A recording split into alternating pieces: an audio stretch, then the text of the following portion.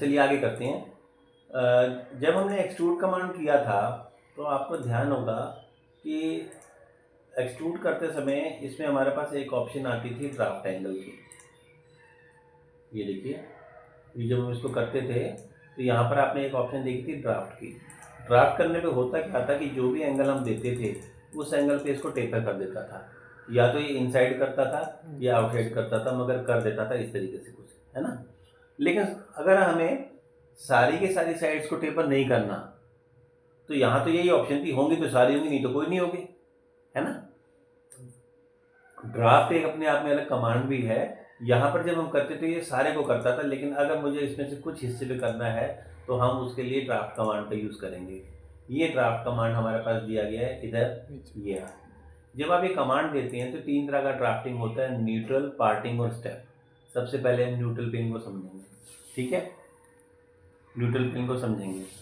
यहाँ पे जाके देखिए हमने क्या किया, न्यूट्रल पेन मांगा इसने, जो मैंने पिंक कलर में सिलेक्ट करा, ये हमारा न्यूट्रल पेन है। आप किसी फेस को भी ले सकते हो, किसी प्लेन को भी ले सकते हो। फिर ये पूछता है आपसे कि न्यूट्रल पेन हमेशा सिंगल ही होता है। फेसिस टू ड्राफ्ट इसने पूछा, तो फेसिस टू ड्राफ्ट आपने सिलेक्ट करा, ये ब्लू कलर में सिलेक्ट हुआ। ये मल्टीपल भी हो सकते थे, मैंने 1 को लिया, 2 को लिया, 3 को लिया, हम ले सकते थे। मैंने भी फिलहाल 1 को लिया। कंडीशन ये है कि इन दोनों का आपस में परपेंडिकुलर या नॉर्मल होना ज़रूरी है, ठीक है, पैरेलल नहीं हो सकते। और जो आपने न्यूट्रल प्लेन लिया इसके साथ जुड़ते हुए, जैसे ये भी इसके साथ लग रहा है, ये भी इसके साथ लग रहा है, ये फेस तो आप ले सकते हो जो इसके साथ जुड़ते हुए हैं। तो ये कंडीशन थी। यहाँ से एंगल दिया हमने, ये देखिए मैंने यहाँ पे एक एंगल भर दिया और इस एंगल के साथ मैंने इसको लेके ओके कर दिया। तो आपने क्या देखा, 3 साइड से ड्राफ्टिंग हो गई और चौथी से नहीं हुई। देखो आप, ये देखो, है ना, 3 साइड से हो गई ना। अगर हम डायरेक्ट एक्सट्रूड करके करते तो चारों से ही होती, 3 से हो गई, लेकिन चौथी से नहीं हुई, क्योंकि मैंने इसमें सिलेक्शन के अंदर में 3 फेज ही लिए थे। आप अगर इसके साइड को बदल दो, मैंने इसकी साइड को बदल के, मतलब पुलिंग डायरेक्शन कहते हैं इसको, एरो मैंने नीचे की तरफ कर दिया तो ये अंदर की तरफ होकर आ गया। ये देखो अभी भी 3 तरफ से है, ठीक। ये मैंने फेस लिए थे, फेस अगर आपको लगता कि बाद में से कोई हटाना है तो आप डिलीट करके वो फेस को हटा छोड़ दो। आप चाहो तो फेस को डिलीट करके यहाँ से फेस को छोड़ दो। क्लियर सिलेक्शन करेंगे तो ये सारे को क्लियर कर देगा, वो तुम्हें पता ही है, ठीक है। समझ आ गई इतनी बात। दूसरी बात करते हैं। अब हमने क्या करा, मैंने इसको वापस रोल बैक कर दिया, तो ये रोल बैक करके वापस पहले जैसा हो गया। एडिटिंग में समझाया था, अगर मुझे हाइट वाइट चेंज करनी है तो देखो आप डायरेक्टली ऐसे ट्राई करके भी कर सकते हो। स्केल पे ले जाओगे तो प्रॉपर स्केल यहीं से पता लग जाएगा, देखो 40 की हो गई, है ना। ये भी आसान तरीका है। अब की बार मैंने क्या किया इसमें कि फिलेट कमांड लिया और इसको यहाँ से लेके मैंने फिलेट कर दिया, यहाँ से भी फिलेट कर दिया और ओके कर दिया। आपने कमांड दोबारा से ड्राफ्ट कर लिया, हमने सिलेक्ट करा फेसिस टू ड्राफ्ट ये, सॉरी न्यूट्रल प्लेन ये और फेसिस टू ड्राफ्ट ये। अब आप देख रहे हो कि केवल ये वाला फेस सिलेक्ट हमें नज़र आ रहा है और इसके ऊपर ही अप्लाई होगा। नीचे की जगह लिखा हुआ है फेस प्रोपोगेशन। फेस प्रोपोगेशन में मैंने नन की जगह कर दिया अलॉन्ग टेंजेंट। जैसे मैंने टेंजेंट करा तो आपने देखा ये फेस भी सिलेक्ट हुआ, ये भी हुआ और ये भी हुआ, 3 फेसेस ले गया, चौथे को छोड़ दिया। क्योंकि आपने इसको आगे से राउंड कर दिया था, तो टेंजेंट प्रोपोगेशन का मतलब होता है कि जहाँ जहाँ पे राउंड होगा वो उसको आगे लेके बढ़ता जाएगा। अगर हमने यहाँ भी राउंड करा होता तो इस फेस को भी कवर कर लेता, क्योंकि यहाँ पे मैंने इसको रोक दिया था, इसलिए ये आगे नहीं बढ़ा। तो अब इसका फ़ायदा, इसका इम्पैक्ट ये होगा कि जब हम करेंगे तो देखो ये ऐसे होगा। आप देखिए यहाँ से गोलाई में नज़र आ रहा है हमें, इस तरीके से करेगा ये। तो टेंजेंट प्रोपोगेशन करने पर हमें रिजल्ट ऐसा दिखाई देता है जैसे आपने भी देखा है, ठीक है। ओके, और देखते हैं मैंने क्या करा, यहाँ पर एक और फीचर बना दिया।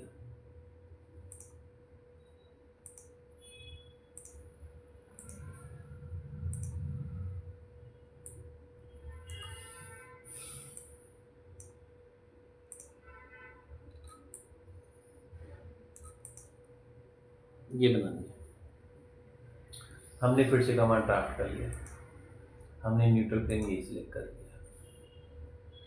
और यहाँ पर एक ऑप्शन है जिसका नाम है ऑल फेसेस। जब हमने ऑल फेसेस लिया तो आपने देखा नीचे वाले भी सभी फेस सिलेक्ट हो गए और ऊपर वाले भी सभी फेस सिलेक्ट हो गए।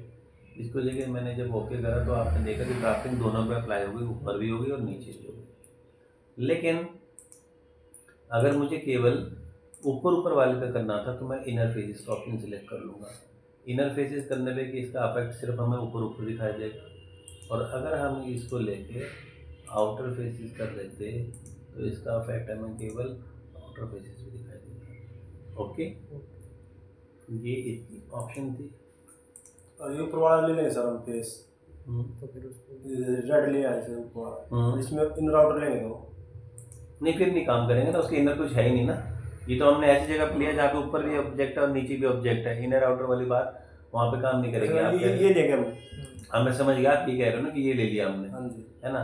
ये फेस लेने के बाद में तो आपको इसमें इनर आउटर वाली कोई बात ही नहीं है। देखो इनर में कुछ नहीं सिलेक्ट करा, आउटर में तो फिर भी उसने नीचे वाला सिलेक्ट कर लिया। नीचे वाले को ऊपर वाला पे फिर नीचे वाले। हाँ, तो वो आउटर हो गया ना उसके, मतलब उसके तो बाहर ही होगा ना, उसके ऊपर जो होगा वो इनर होगा, उसके नीचे जो होगा वो आउटर इनर होगा, है ना। ऐसे लेता है ये। खैर, अच्छा, अब मैंने क्या किया, इसको कर दिया वापस, मैंने फिर से इसको लेके रोल बैक कर दिया। रोल बैक करने के बाद में हमने यहाँ पर क्या किया, फिलेट को भी मैंने पीछे कर दिया। इसको थोड़ा सा मैंने बढ़ाया।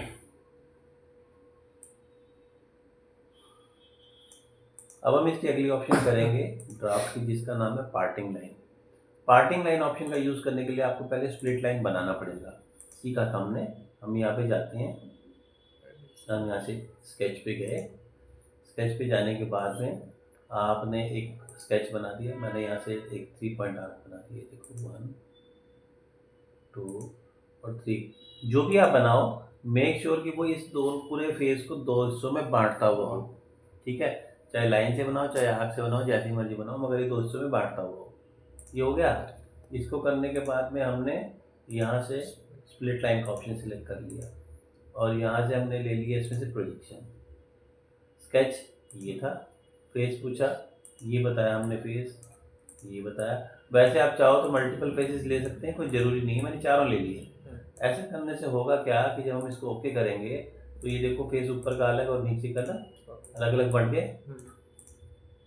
पहले पूरे को सिंगल फेस मान के चल रहा था। ठीक है, क्या यूज़ करेंगे वो हम अभी समझ लेते हैं। हमने यहाँ से लेके हमने यहाँ से कमांड लिया ड्राफ्ट का और आपकी बार हमने पार्टिंग लाइन का ऑप्शन दिया। इसने आपसे पूछा फेस बता दो कौन सा लेना है, पुलिंग डायरेक्शन कौन सी लेनी है। तो ज़रूरी नहीं आप टॉप ही लो, कोई भी ले सकते हो, मतलब प्लेन बीच वाला भी बना के ले सकते हैं, कुछ भी ले सकते हैं। और इसने जब हमसे पार्टिंग लाइन पूछी तो मैंने पार्टिंग लाइन ये सिलेक्ट कर ली, ये पार्टिंग लाइन ये सिलेक्ट कर ली।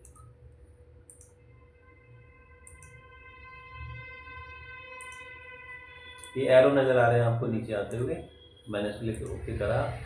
आपने देखा इसने केवल नीचे नीचे वाले हिस्से में ड्राफ्टिंग को अप्लाई किया, ऊपर वाले पे हुआ ही नहीं। जो सर ये हमने स्प्लिट किया है तो चारों तरफ ऐसे राउंड नहीं आना चाहिए। नहीं, राउंड कैसे आ जाएगा? अगर इधर वाले फेस को राउंड करना है तो इधर बना के भी स्प्लिट करो। समझे मेरी बात को? देखो मैंने जब इसको लिया तो ये प्रोजेक्ट होके वहाँ पे भी गया। अगर आपको ये फेस नहीं लिया तो इसको सिलेक्ट ही ना करते ना, फिर उसने सिलेक्शन के लिए बोला था ना अपने चारों के लिए। फिर आप कह रहे हो यहाँ भी राउंड लेना था तो हम क्या करते हैं, इसको और इसके बैक फेस को लेते हैं, फिर स्प्लिट करते हैं दोबारा से, यहाँ से लेते हैं और इसको इसके बैक को लेते हैं, फिर चारों तरफ राउंड आ जाता। ठीक है, तो अब क्योंकि मैंने इसके साथ ही ले लिया तो फिर तो लीनियर के साथ ही चलेगा ना ये।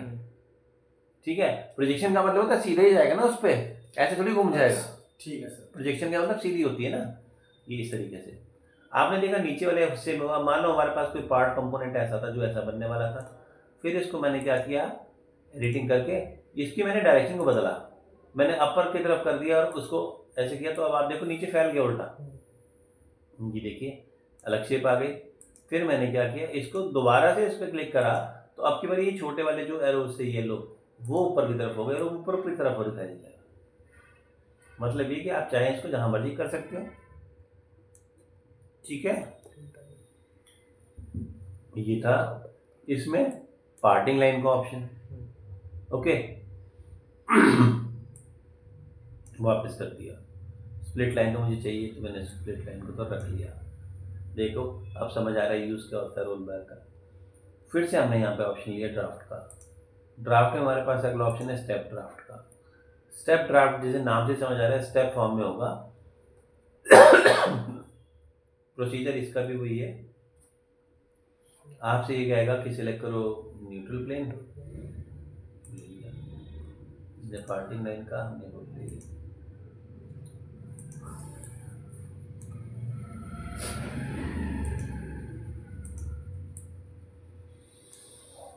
ओके करा। एंगल थोड़ा एंगल थोड़ा ज़्यादा था, एंगल को कम कर लें। एंगल थोड़ा सा ज़्यादा दिया, अब ठीक है। आपने देखा बाहर निकल कर आया, आपने देखा ये बाहर की तरफ निकल कर आया। पिछली बार ऐसा नहीं हुआ था, अब की बार ये बाहर निकलता हुआ दिखाई दे रहा है ना। और आप ये देखो कि लास्ट में टेपर जा रहा है, ये जैसे इस एंगल पे जा रहा है तो टेपर जा रहा है, मतलब ये फेस और ये फेस आपस में परपेंडिकुलर नहीं है, ये टेपर में जैसे जा रहा है वैसे ही जा रहा है। अगर मैं इसमें से परपेंडिकुलर ड्राफ्ट ले लूँ, परपेंडिकुलर स्टेप ले लूँ, परपेंडिकुलर स्टेप ओके करा, तो अब की बार आप देखो ये फेस के बीच में अलग लाइन दिखाई दे रही है, ये दोनों के बीच में 90 डिग्री का एंगल बनता दिखाई दे रहा है, परपेंडिकुलर फेस है और ये लाइन भी दिखाई दे रही है। पिछली बार वो इसी एंगल को मेंटेन करा था, ठीक है। अच्छा हम इसमें साइड को चेंज करके देखते हैं। आपने इसमें भी क्लिक किया, पुलिंग डायरेक्शन को बदला,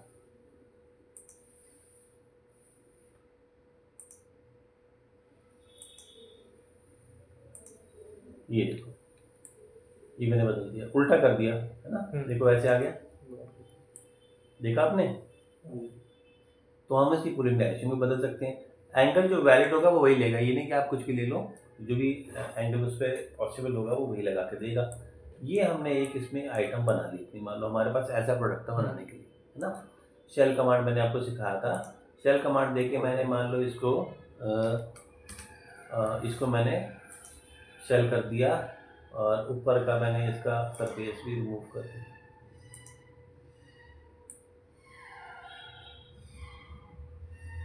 मान लो ये मेरे पास ऐसा कुछ प्रोडक्ट था, ठीक है।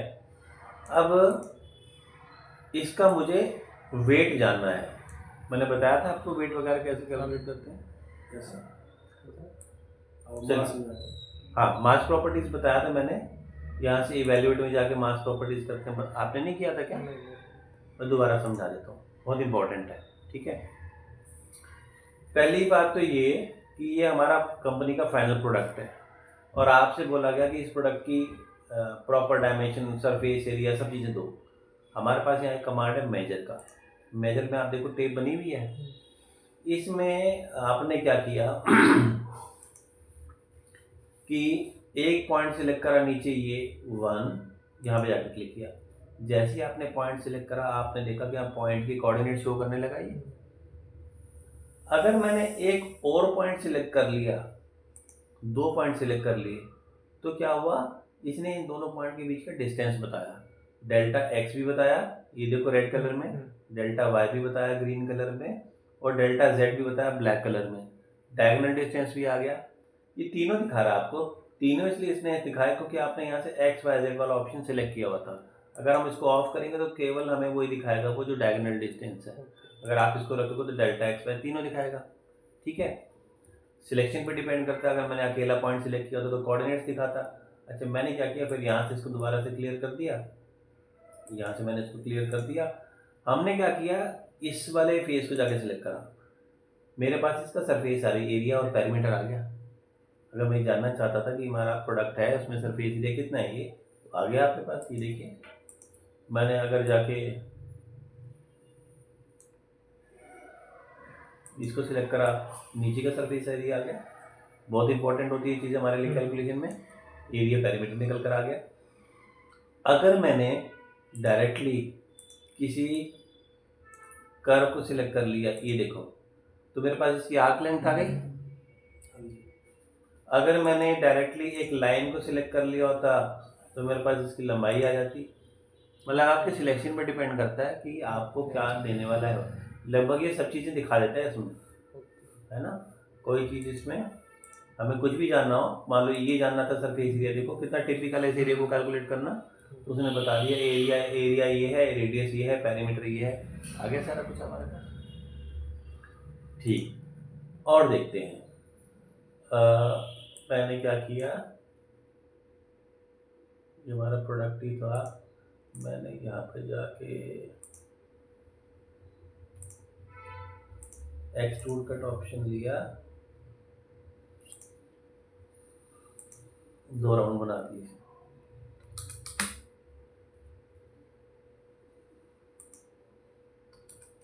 Stop.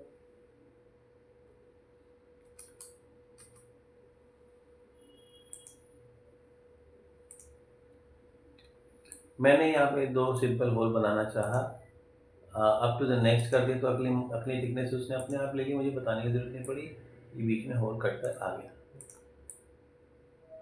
हमारे पास यहाँ पर एक ऑप्शन होल का भी है, ये रहा। मैं इस पर कर रहा हूँ कोशिश, काम नहीं कर रही है ये, जब तक एक्टिव नहीं होगा, जब तक आप यहाँ से इसको ऑफ नहीं करेंगे। हम वापस इवेलुएट में गए, मेजर में यहाँ पर आप देखो ये ऑप्शन है, जब तक लाइन वाला ऑन है ये काम नहीं करेगा। आप इसको ऑफ करो, अब काम करने लगा। इसने कहा सिलेक्ट करो फर्स्ट होल। मैंने यहाँ पर हमारे पास ऑप्शन है, अगर आप सेंटर टू सेंटर जाना चाहते थे तो मैंने इसे सिलेक्ट करा, इसे सिलेक्ट करा। देखो अकेला जब उसको किया था तो उसने सेंटर डायमीटर दिखाया, दोनों को लिया तो सेंटर से सेंटर की दूरी बता दी। अगर आप बोलते हो कि मुझे सेंटर से सेंटर नहीं, मिनिमम डिस्टेंस चाहिए दोनों के बीच का, तो दोनों के बीच का मिनिमम डिस्टेंस हो गया। अगर आप कहते हैं मैक्सिमम डिस्टेंस चाहिए तो मैक्सिमम डिस्टेंस हो गया इनके बीच का। और कस्टमाइज भी है, अगर आप कहते हो कि मेरे को उसके सेंटर से इसका मिनिमम चाहिए, उसके सेंटर से इसका मिनिमम चाहिए, उसके सेंटर से इसका मैक्सिमम चाहिए, इसके मिनिमम से उसका सेंटर चाहिए, उसके मैक्सिमम से इसका मिनिमम चाहिए, आगे बात समझ। कुछ भी ले सकते हैं, हम कैलकुलेशन कर सकते हैं। या ये जो कुछ हमारे पास ये सारी रिपोर्ट आई है, इस सबको आप चाहो तो ये हमारे पास हिस्ट्री है इसकी, और आप इस सारे का प्रिंट आउट निकाल सकते हो। जो कुछ मैंने कैलकुलेशंस करी थी सारी चेक किया था, जो ये सब यहाँ पे है, आप इसका प्रिंट आउट निकाल सकते हो। ठीक है, अब हम बात करते हैं इसकी। हम मटेरियल अप्लाई करके इसका चेक, हमारी कंपनी में ये प्रोडक्ट बनता है और हम जानना चाहते हैं कि इसका एक्चुअल वज़न कितना है। हमने यहाँ से जाके मास प्रॉपर्टी लिया। मास प्रॉपर्टी लेने पे इसने बताया कि इसका जो वेट है वो है 96.53 ग्राम, वॉल्यूम इतने क्यूबिक मीटर है और सरफेस एरिया, ये सारी डिटेल उसने बता दी। पर यहाँ पर क्या है, इसने जेनरिक लिया, मतलब इसमें अभी कोई मटेरियल अप्लाइड नहीं है। यही चीज़ हमारी अगर शीशे में होगी तो इसका कुछ अलग वजन होगा, एसएस में होगी तो कुछ अलग वेट होगा, एल्यूमिनियम में अलग होगा, और प्लास्टिक में अलग वेट होगा, वुड में अलग वेट होगा, है ना। तो हम क्या करेंगे, यहाँ पर ऊपर आप देखो, यहाँ लिखा हुआ था मटेरियल नॉट स्पेसिफाइड। फिलहाल इस पर कोई मटेरियल लगा नहीं हुआ। मैंने यहाँ राइट क्लिक करा और यहाँ से जाके मैंने कॉपर का मटेरियल लगा दिया। कॉपर लगाते ही इस पर कलर दिखाई देने लगा कॉपर का। सिर्फ कलर नहीं, इसने सारी प्रॉपर्टीज कॉपर की लगा दी हैं। अब आप जाके मास प्रॉपर्टी चेक करो तो वो वेट देखो 859 हो गया, पहले कितना कम था और अब ज़्यादा बढ़ गया, है ना। इसने बताया हमें कि ये इतना हो गया, और ये इसका वॉल्यूम और ये सारी चीज़ उसने बता दी आपको इसके बारे में। हमने इसको फिर से क्या किया, मटेरियल हटाने के लिए रिमूव मटेरियल कर दिया। यहाँ से लेके ऑप्शन ले लिया रबड़ का, रबड़ देते ही इस पर रबड़ का मटेरियल अप्लाई हो गया। अब देख लो मास प्रॉपर्टीज़ में वेट 96 ग्राम का रहेगा केवल इसमें। वो मेटल था, भारी था, ये रबड़ है, हल्का है ना, ये आ गया। अब क्या है कि इसमें कुछ मटेरियल्स आपको रेडीमेड दिए हुए हैं, नीचे आप देख रहे हो। अब लेकिन हमारे मतलब का इनमें कोई भी नहीं निकला, हमें तो और कोई मटेरियल चाहिए था। हमें तो ऐसे कितने सारे ग्रेड होते हैं। आप यहाँ से एडिट मटेरियल की इस पर चले जाओ, लाइब्रेरी में एडिट मटेरियल करते ही इसकी में एक लाइब्रेरी है जिसमें हज़ारों मटेरियल दिए हुए हैं। मैंने स्टील पे क्लिक किया तो देखो एसएस की कितनी सारी ग्रेड आ गई, देख रहे हो अपनी सारी एसएस की ग्रेड है। ये इसका अपीयरेंस है, अगर आप किसी की अपीयरेंस देखना चाहते हैं तो ये अपीयरेंस है, ये देखो। ये क्रोम स्टेनलेस स्टील है, मुझे ये लगाना था। इसकी प्रॉपर्टी है ये सारी की सारी। देखो कोई भी मटेरियल होता है ना, उसकी ये सारी की सारी फिजिकल प्रॉपर्टीज होती हैं। Elastic modulus, Poisson ratio, shear modulus, density पे मेन डिपेंड करता है कि उसका वजन क्या आएगा, कंप्रेसिव स्ट्रेंथ, यील्ड स्ट्रेंथ, बहुत कुछ होता है ये सारा कुछ। तो ये सब प्रॉपर्टीज हैं जिसको हम बदल नहीं सकते, ये तो फिक्स है। ओके। अब मैंने इसको लेके अप्लाई कर दिया और क्लोज कर दिया, तो अब हमारे स्टेनलेस स्टील में बन चुका है।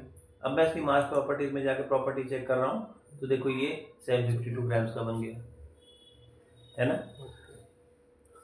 हमने यहाँ पर इस वाली लाइब्रेरी को पूरा एक्सप्लोर करना है, मतलब हमें पता होना चाहिए कि कौन सा मटेरियल कहाँ पर है, सो दैट जब हमें लगाना हो तो डायरेक्टली लगा सकें। उस समय अगर ढूंढने बैठेंगे तो फिर तो ढूंढते ही रह जाएंगे।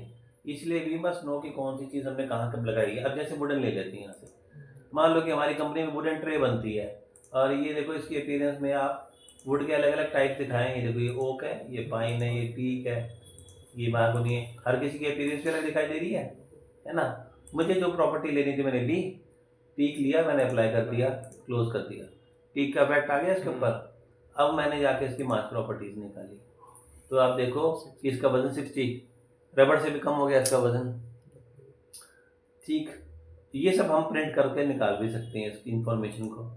अच्छा, अगर आपको अच्छा, हम ना जब देखते हैं प्रेजेंटेशन में तो यहाँ से पर्सपेक्टिव मोड पे कर लेते हैं। पर्सपेक्टिव मोड में दिखने में और भी ज़्यादा अच्छा लगता है।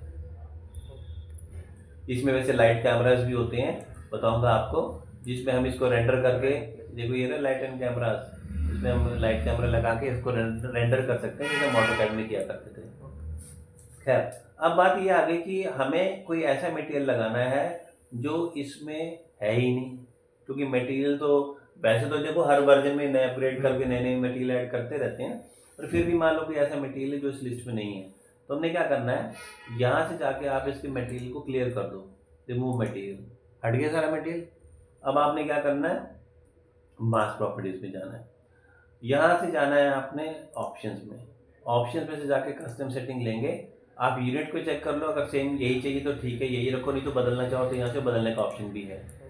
यहाँ पे डेंसिटी, अब मान लीजिए कि मेरे को जो मटेरियल लगाना था उसकी डेंसिटी कुछ अलग थी, और डेंसिटी जानने के लिए आप गूगल में किसी मटेरियल का नाम लिखो, उसकी डेंसिटी, तो वो आपको अपने आप बता देगा कि इसकी डेंसिटी क्या होती है। अब मैंने यहाँ पे क्या किया, ये देखिए कुछ और डेंसिटी 0.311 मैंने डेंसिटी ले ली। मान लो मेरे को जो मटेरियल लगाना था उसकी डेंसिटी ये थी, मैंने वो लिख दी, इसको लेके ओके कर दिया। आप देखो जो मास हमारा पहले 92 कुछ ग्राम था वो कितना ज़्यादा बढ़ गया इसमें। तो आप जो भी मटेरियल की डेंसिटी होती है वो उसके अंदर इनपुट दे दो, आपको बिल्कुल सही उसका वजन वो कैलकुलेट करके दे देगा। सर वो उसमें डेसिमल प्रोसेस क्या हो, दो डेसिमल प्लेसेस। डेसिमल प्लेसेस का मतलब कि आपको जो वैल्यू चाहिए उसके पीछे, पॉइंट के पीछे कितनी वैल्यू देखनी है, ठीक है ना। पॉइंट के पीछे 2 वैल्यू देखनी है, 4 देखनी है, 6 देखनी है, जो तो ऑटोकैड में भी था ना, है ना। ये देखो ना, जैसे यहाँ पे देखो 0.31 ग्राम दिखा रहा है ना ये, क्योंकि आपने 2 डेसिमल पे रखा हुआ है। आपने 2 डेसिमल रखा तो 2 की दिखा रहा है। लेकिन मान लो कि हमारा कोई ऐसी ऑब्जेक्ट है जिसका साइज ही बहुत कम है, छोटी सी है, हल्का सा है बिल्कुल, तो उसका वजन तो हमें 2 में देखना पड़ेगा, 2 में क्या, में तो उसको फिर 10 में भी देखना पड़ेगा, है ना। मैक्सिमम जो है इसमें देखो 8 डेसिमल है, मैंने बढ़ा दी तो आ गया। तो कोई बहुत छोटी चीज़ है तो उसको तो मैं ऐसे ही करना पड़ेगा फिर, ठीक है। तो यहाँ पर आप देखो सब चीज़ों में फ़र्क आ गया, तो यहाँ पर आप अपने हिसाब से ये सब कुछ कर सकते हो उसमें, ठीक है। और इसमें हमारे पास रिकैलकुलेट की ऑप्शन होती है, जब आप कर लेते हो चेंजेस, वैसे तो अपडेट हो जाते हैं, नहीं तो रिकैलकुलेट पे क्लिक कर सकते हैं हम। ओवरराइड का ऑप्शन है, अगर आप इसमें अपनी तरफ से कुछ ओवरराइड करके इसको बदलना चाहो तो आप यहाँ से देखो वैल्यू को बदल भी सकते हो। जिस चीज़ आप कॉलम को सिलेक्ट करोगे उसमें हम ओवरराइड कर सकते हैं यहाँ से। तो हम 100% एक्यूरेट अपने ऑब्जेक्ट का मटेरियल, मतलब साइज, वेट और वॉल्यूम सब चीज़ें निकाल सकते हैं, जो भी चीज़ को हम करना चाहें, ठीक। तो आज मैंने आपको ड्राफ्ट बताया, मेजर और मास प्रॉपर्टीज बताया, इसको प्रैक्टिस करके देखो, बाकी कल करेंगे।